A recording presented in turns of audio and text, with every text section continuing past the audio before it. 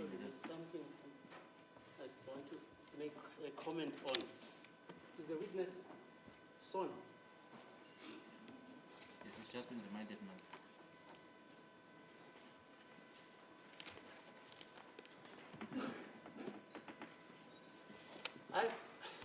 On Friday, I had the impression that you said you do not want to continue with giving evidence. Am I correct, sir?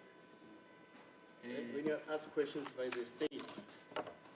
Ngolesihlanu ngizwe mina uthi noma bangathi uthi-ke awusayimisela ukuthi uqhubeke wethule ubufakazi ngesikhathi umshushisi ebuza imibuzo. Cabanga sasikhuluma statement lesi sasibhaliwe wathiwa sasibhalwe yini ngichaza ukuthi statement isigcinile. I was referring to the statement, my lord, which was written. I was just indicating up to where I went with my statement, my lord. Yeah, fine. I hear you and I understand you.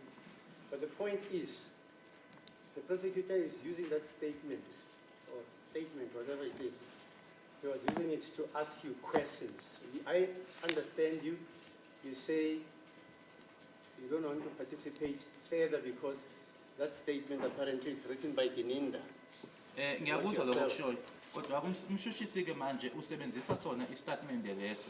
Wabe usuthi ke wena ke awusayimiseleke uqhubeka ngaso istatement lesiyana. Washo ukuthi wena ugcina la kuphela la wena ke okwaziyo ngoba istatement leso sabhalwa uGininda. Yeah. Yes, my lord. Okay, right. So for that reason, you're saying you're not longer going to answer the questions by the state. Ngaleso sizathu leso ke uthi ke manje awusazoqhubeka ke uphendule imibuzo ebuzwa uyena umshushisi. Yeah, masaqhubana nestatement la esiqhubeka khona. Motha angibuza la oyesigcina khona esami sokuthi mina nomfowethu sasiboshiwe. Yes, my lord, if it is that the state continues with that statement, because I indicated that the last part where it involves me, it's where it indicates that myself and my brother were in prison, were arrested.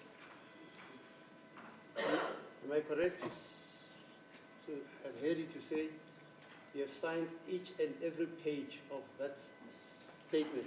I haven't had sight of it. Istatement lesi mina angasibonike kodwa ingabe ngibuzwe kahle yini ukuthi ke ipage nepage lesa statement wayisayina. Yebo ngasayina uGininda waseqedile wathi angisayini. Yes, my lord, I signed because after Gininda was finished, he asked me to sign, or he told me to sign. Okay. Am I also correct that at the beginning of your cross-examination by Mr. Sivanda of the state, you answered questions? Ingabe ngikhuluma iqiniso yini ukuthi ke eqaleni la ebeqala khona ke ukuthi ke pheke ngemibuzo umshushisi umphendulile leyo mibuzo ebekubuza yona eqaleni. Yebo ngoba la kwakhuluma khona mina ngagcina la ngaqhumisa kodwa ugcina la okwengikhuluma. Yes, my lord, because that is where I indicated that's where I started, and then I also indicated where I ended, my lord. Am I also correct that when Mr. Ramosepili was leading you in evidence in chief, of your evidence in chief, you answered Mr. Ramosepili's questions? Uma kona yini ke uma ngithi ke ngesikhathi ke ubuhloni imibuzo uyena ke umnumzana uRamosepili ukuthi ke imibuzo bekubuza yona umnumzana uRamosepili uyiphendulile leyo imibuzo leyo. Yeah. Yes, my lord. Okay, I'll be failing my duty if I do not warn you what the duties of a witness are in this, which is a court of law. Ngizobeke angiwenzi umsebenzi wami uma ngingakwexwayisike ukuthi ke umsebenzi womuntu owufakazi enkantolo yomthetho uyini. Okay, and this is what the law says. Yilokhu ke okushiwo umthetho. Section 189(1) of the Criminal Procedure Act says the following. Umthetho ke ongaphansi kwakhe ke section 189 usho lokhu okulandelayo. If any person present at criminal proceedings is required to give evidence at such proceedings and refuses to be sworn or to make an affirmation as a witness. Ukuba nanoma yimuphi-ke umuntu okhona-ke kwinkantolo la equla khona-ke icala nokuthi umuntu loyo-ke useyanqaba-ke ukuthi athathe isifungo noma-ke aqinisekise-ke ukuthi lokho azokusho kuzoba yiqiniso. That person, if he refuses to answer any questions put to him, or refuses or fails to produce any book, paper, document required to be produced by him, Uma ngabe umuntu loyo-ke enqaba ukuthi-ke aphendule nanoma yimuphi umbuzo-ke obuzwa yena noma-ke bukhona-ke ubufakazi obudingekayo noma okufunekayo noma incwadi, iphepha, nanoma yini nje efunekayo. the court may, in a summary manner, inquire into such refusal or failure, and unless the person so refusing or failing has a just excuse for his refusal or failure, Inkantolo iyakwazi-ke ukuthi-ke ibese yona-ke iyaqala-ke ukuthi manje iphenyeke noma ibuzeke ifuna ukwazi isizathu noma-ke inhloso ukuthi-ke kungani-ke umuntu loyo enqaba ngaphandle kokuthi-ke kuyazwakala-ke noma kuyatholakala-ke ukuthi kukhona-ke okuzwakalayo noma kuyizathu-ke ekuyisona esimbangela ukuthi-ke akwenze lokho. the court may sentence that person to imprisonment for a period not exceeding 2 years. Inkantolo iyakwazi ukuthi umuntu loyo-ke imgwebeleke ejele isikhathi-ke esingeqanga noma esingandlulanga kwiminyaka emibili. Or where the criminal proceedings in questions relate to an offense referred to in Part 2 of Schedule 2. Can the court just repeat that part of the sentence? Where or where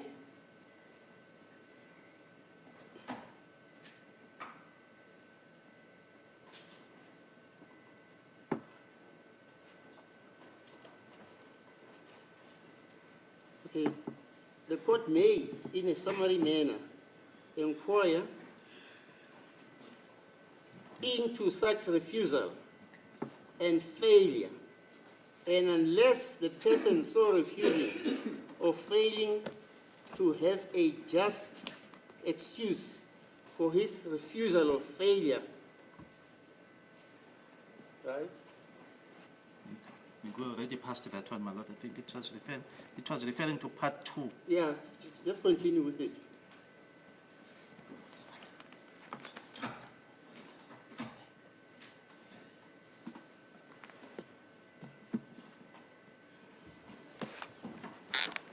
So you've interpreted up to where? Just a moment, my lord. I just want to check here.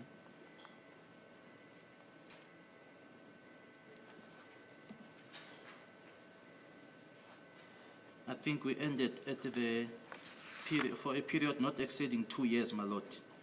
And then it goes on where it says, where the criminal proceedings in question relate to an offense referred in Part 2. I think that's where we are.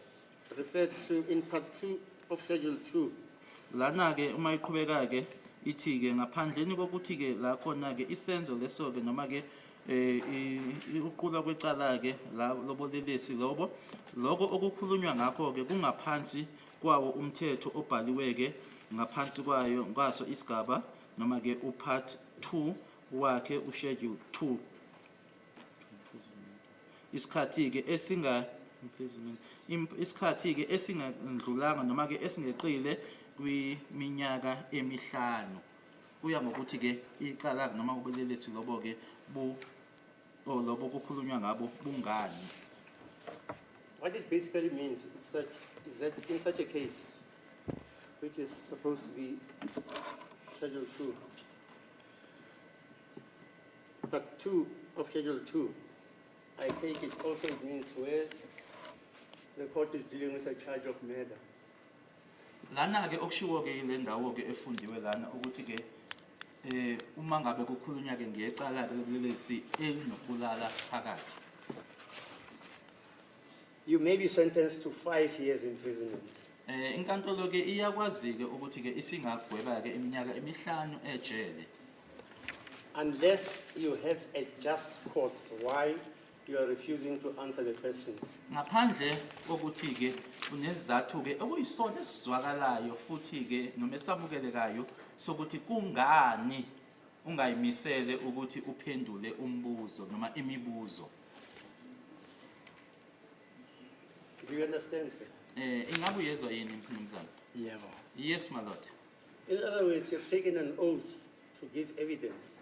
Ngamanye In this amagama, court. oh sorry, ngamanye amagama ke uthathe isifungo sokuthi uzokwethula ubufakazi kule nkantolo.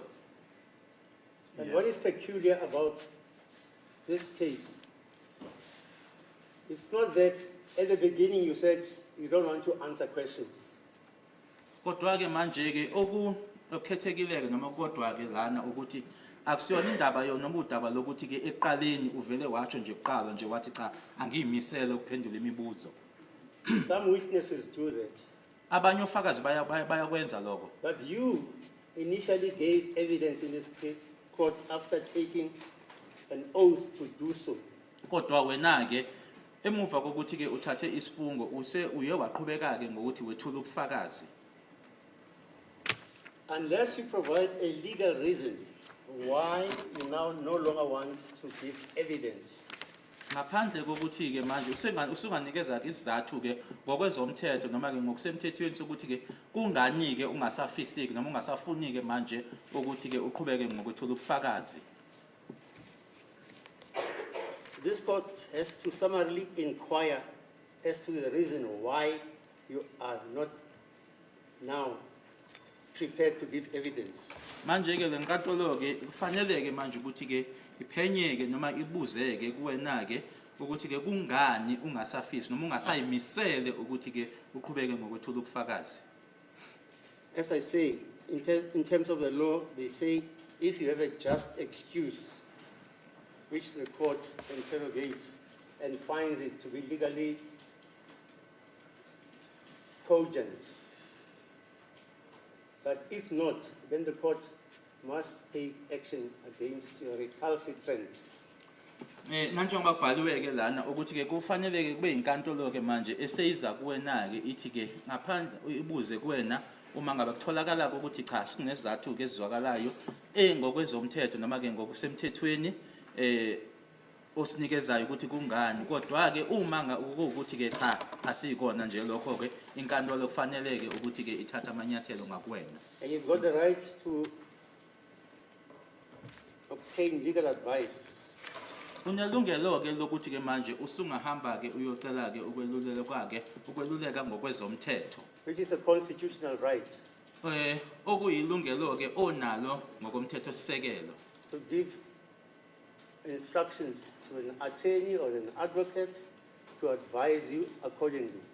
La ozokhuluma khona ke nommeli noma ke advocate yena ke ozokutshela ke manje ke noma ozokwelulela ke ngokomthetho ukuthi cha kuhamba kanje. So that you are aware of the consequences. Ukuze ke uzokwazi ke ukuthi ke imiphumela yaloku iyini. So this court is going to adjourn until you've acquired legal advice. You can approach the legal aid board, or if you have the means of instructing a private attorney or advocate, you can do so by yourself to get that legal advice, because this is a serious matter. It's not a joke. Manje ke lenkantolo lena izoguqa ke ukuthi ke manje wena kuhambe ke uyothola ummeli noma ke uzoya ku legal aid noma ke uzohamba uyoyifunela ke ummeli ozomkhokhela wena ke ukuthi ke ukhulume naye ke umtshele ngalo daba lolu ngoba ke udaba lolu ke olubucayi kabi. So this court is going to adjourn. When is the recess? Friday is the last day, my lord. Friday. It's the last day. We're coming back on the 20th. Okay, this court is going to adjourn until Friday to enable you to obtain that legal advice as to what the consequences are of a witness who takes an oath to tell the truth, nothing but the truth, and a witness who is aware of the gravity of this case, which is a charge of murder.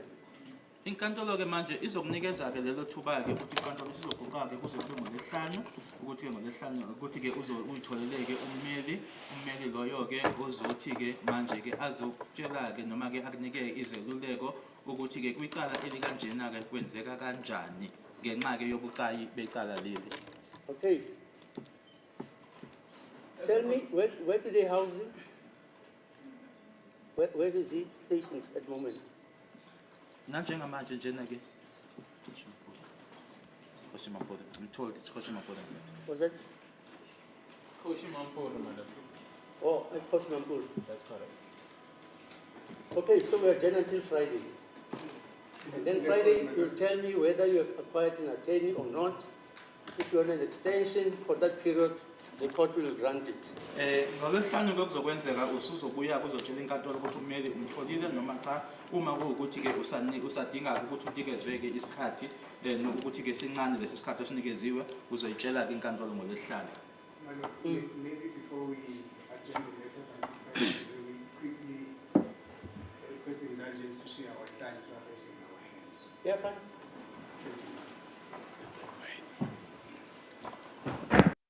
Something to me that on Wednesday he's got court to attend to in Newcastle. No, that's fine. Which court is that? Newcastle case at Matadeni. This is the regional court or the high court? Original court. Regional court, Madat. Okay, we will attend to it. Okay. On Friday, you say? On sorry? Wednesday, On on Wednesday. Wednesday. Kufanele bese inkantolo ngoLwesithathu ngithi. Yebo. On Wednesday. Okay, so Mr. Kaloi, can you arrange with the, We'll just have to find out for how long is it matter that's set it, out. yeah. Okay.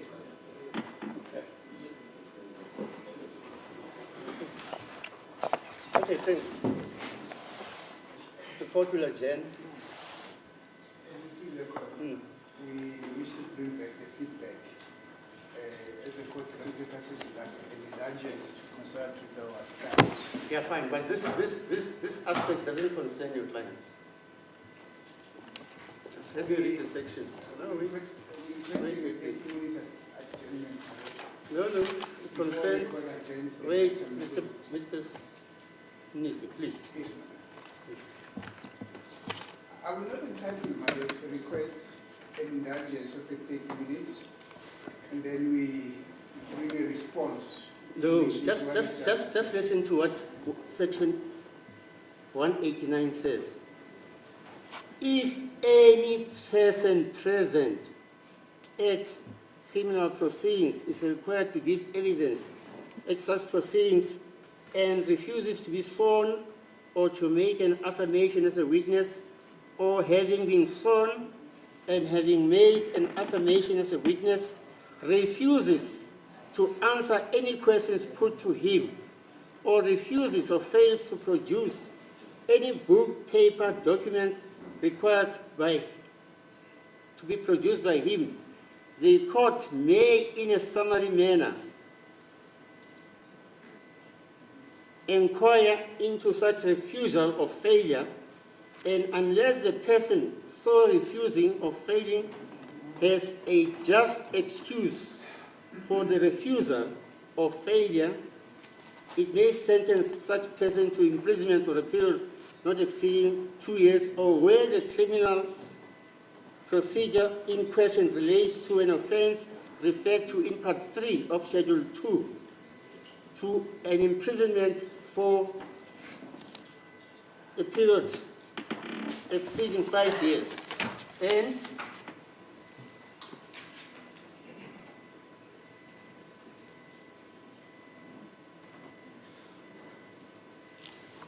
so that is what the law says, not me. Okay.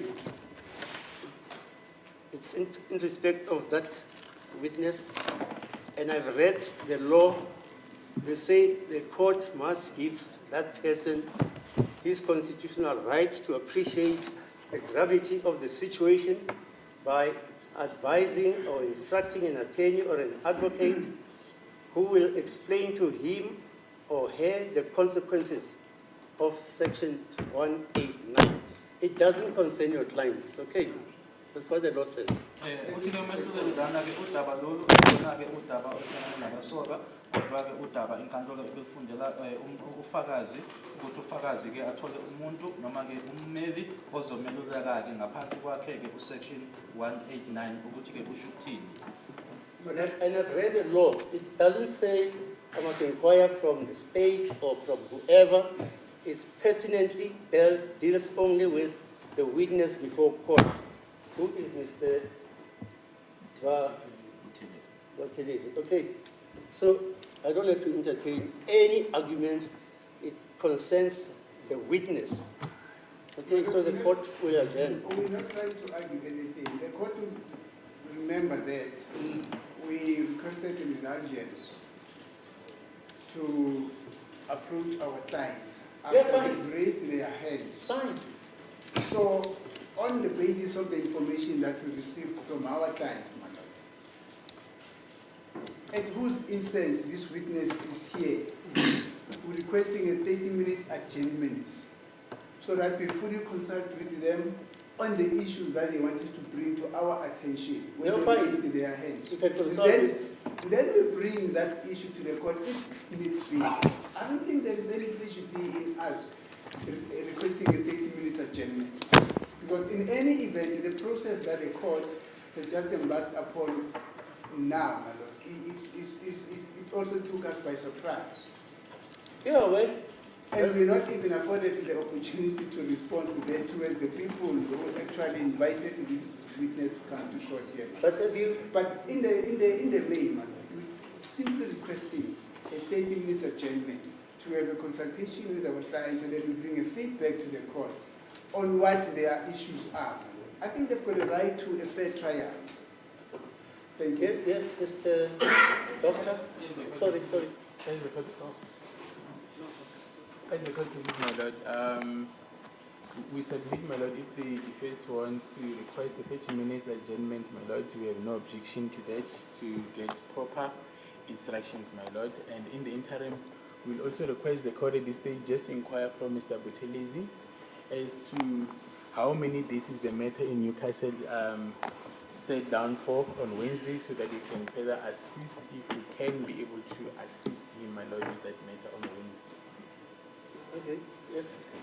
Thank you, my lord. My lord, I'm standing on behalf of all the accused that this witness was called at the instance of the defense, my lord. He did not just come here voluntarily. As a result, if now that we are in this predicament and the accused are asking for the adjournment, just 30 minutes adjournment, my lord, so that we can discuss with the client and also discuss with them and see how we can assist the witness in securing the attendance of the legal representation that now is supposed to attend this court before the matter is adjourned, my lord, so that we can see if on Friday there will be any legal representative available for Friday or what's the case, and also to get proper instructions from them so that we can be able to place them on record. Okay, So we're asking for a 30 minutes that's adjournment. fine. Are you entitled to consult with a witness who has already given evidence, partly in court? You. Are you entitled? No, my lord. I'm just asking. My lord, we are not entitled to consult with the witness regarding So we are the not going to case. consult with this witness. Can I finish, my lord? We are not allowed to consult with the witness Fine. regarding the merits of the case. We only asking to consult regarding what the court has asked now, that he must arrange a legal representation only. That's only thing. We are not discussing the merits of the case. We are only discussing the issue of securing the attendance of the legal representation. So we are going to consult with him. No, my lord, the state can be there. That's what we are asking from the court. But if the court said we cannot assist the witness, we will not. What do you think after listening to me reading section 189? What is your view? My Lord, after reading the provisions of section 189, my Lord, I will still I will beg leave from the court for the defense to respond, because they are the ones who have called this witness, if the court can allow that to happen. Okay. For the defense to respond on what the court has raised, and from the observance that the court has noticed from the manner in which the witness has tendered his testimony, then the court can decide, my Lord. The court has already decided. Okay, Jen, for 30 minutes.